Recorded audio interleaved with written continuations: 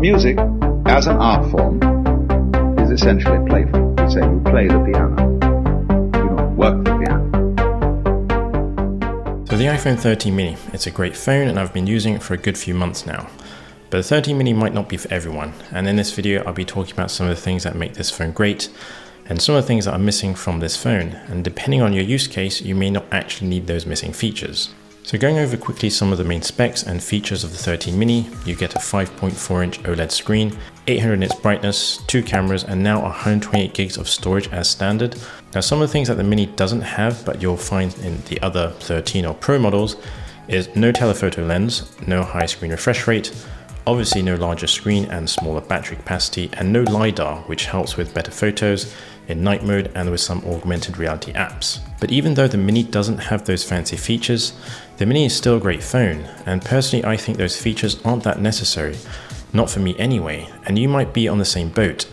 For instance, the 120Hz higher screen refresh rate, yes, it's a nice feature, but I don't think I would really notice it. It's probably one of those things that someone has to tell you to notice something, and then when you see it or notice it, you can't unsee it.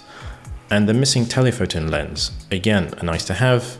I find myself using the wide angle lens way more, and that's because I've been using Moment's wide angle lens in the past for some time with my older iPhones. And with LiDAR, another nice to have, I don't take many night portraits or photos at night, and I don't use that many AR applications. And you can see the trend here. These are all nice to have features, and they come at a cost, hence the more expensive iPhone 13 Pro price tags. But if you're in a field where you do need those extra features, by all means go ahead and go for the Pro models. But if you don't, and you don't need those extra features, and you don't need that larger screen, then the mini might be more suited for you. And the one great thing that the mini has that the others don't is its mini size. It's compact, portable, reasonably light, and it just gives you back that one-handed operation. It feels way more comfortable in the hand to hold and operate. It's got a nice balance between size and weight, and now putting it in your pocket actually makes it more pocketable. I sometimes forget it's in my pocket. I have mine with a case, but if you have it as is or with a D-brand skin, no sponsorship here, just a suggestion, it's even more compact and portable. Now, is the screen too small? I would say it really depends. If you use your device more as a secondary or complementary device to your other daily tech gear, may it be an iPad, laptop or desktop, I would say the mini is more than adequate. What I mean by that is that you can get your daily tasks done on this phone, whether it may be messaging, checking and responding to emails, a bit of social media consumption here and there, looking at where you're going with Google Maps, and taking a few photos when you're in that moment. You get the picture, all doable on this device. Now the part where I think a bigger screen is more beneficial is if you enjoy gaming or watching video content on your phone, as you'll have more space for the touchscreen area when you're playing your favorite game. And when you're watching a few videos, you'll have some more space to watch your favorite TV show or movie.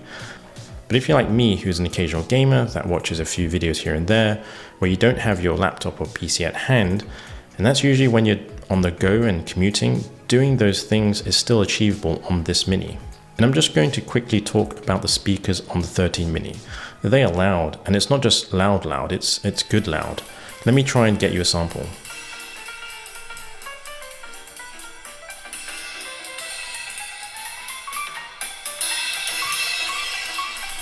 It's great for those situations when you're in a room where you want to listen to some music or the local radio, or if you have a few friends around and you want some background music.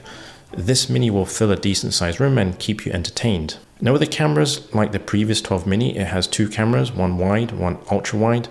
But unlike the 12 mini, the lenses are arranged in a diagonal form. I believe it's related to fit more components, who knows. But what it does have is last year's top of the line iPhone 12 Pro Max camera sensors. And the pictures that come out of this device are, well, I'll let you take a look.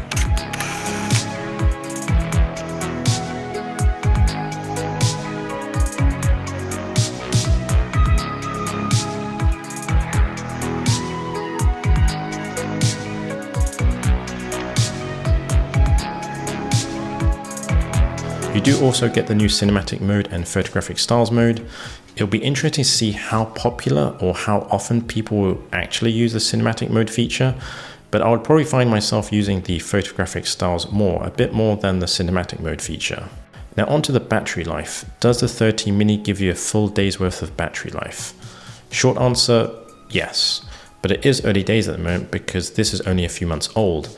So we shall see how it holds up in the next 6 months and beyond. But at least Apple has addressed the battery life with the 13 mini, as it has a slightly larger battery capacity compared to the previous 12 mini. And it shows you do get a full day's battery life very easily. And I don't have to constantly check the remaining battery percentage. Unlike the 12 mini, the battery life was struggling to get a full day's battery worth with high usage. Now my usage does fluctuate day to day.